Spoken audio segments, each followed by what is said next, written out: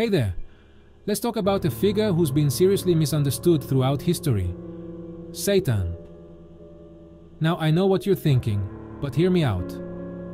I learned about this from Anton LaVey himself, and it might just change how you see things. First off, let's go way back. In the earliest parts of the Bible, Satan wasn't this big bad evil dude.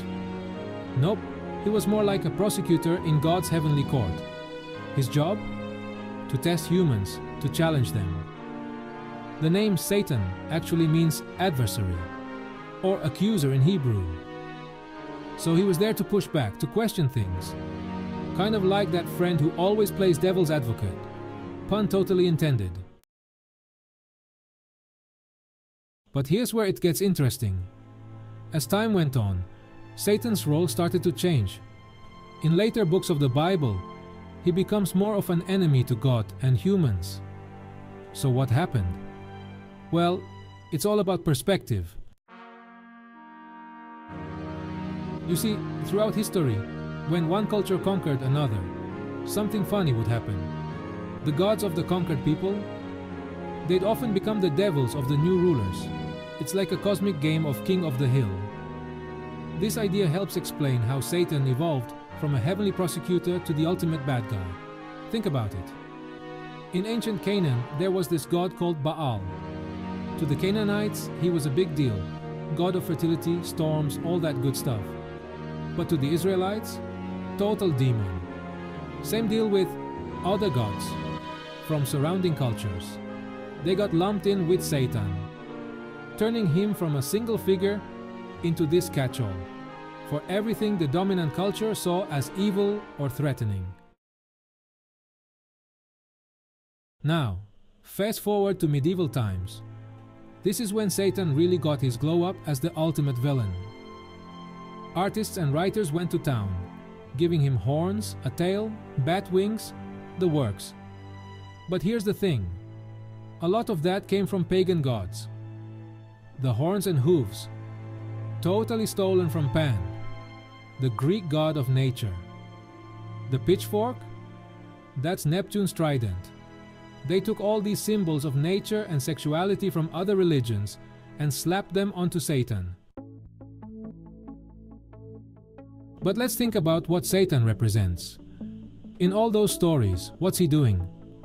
He's questioning authority. He's encouraging humans to think for themselves, to seek knowledge. Remember the Garden of Eden? Satan, in the form of a serpent, encourages Eve to eat from the tree of knowledge. He's not tricking her. He's offering her a choice, a chance to grow beyond the limitations set by someone else. And that's where Anton LaVey comes in. He saw Satan not as some evil monster, but as a symbol of pride, individualism, and questioning the status quo. LaVey's Satan isn't about worshipping evil. It's about embracing your true nature, pursuing knowledge, and not just accepting what you're told. In LaVeyan Satanism, Satan represents the carnal, earthly nature of humans as opposed to the spiritual and ethereal. It's about living in the here and now, enjoying life's pleasures, and taking responsibility for your own actions, instead of attributing everything to some higher power. So when you think about Satan, try to look beyond the pitchfork and the fire and brimstone. Think about what he represents: the questioning spirit, the pursuit of knowledge, the courage to be yourself in a world that often wants you to conform. In a way, the story of Satan is the story of human progress, challenging the established order, seeking new knowledge, and daring to be different. Remember, this isn't about good versus evil. It's about questioning versus accepting, growth versus stagnation. Satan, in this view, isn't a tempter leading you astray. He's a liberator, encouraging you to think for yourself and live life on your own terms. So next time someone calls something satanic as an insult, maybe take a second look. They might just be talking about something that challenges the norm, pushes boundaries, or encourages free thinking. And in my book, or should I say in LaVey's book, that's not such a bad thing after all. There you have it, Satan's story from the fallen angel to a symbol of individualism and free thought. It's a wild ride, and it just goes to show how much our perception can change over time. So keep questioning, keep learning, and hey, maybe give old Satan a break.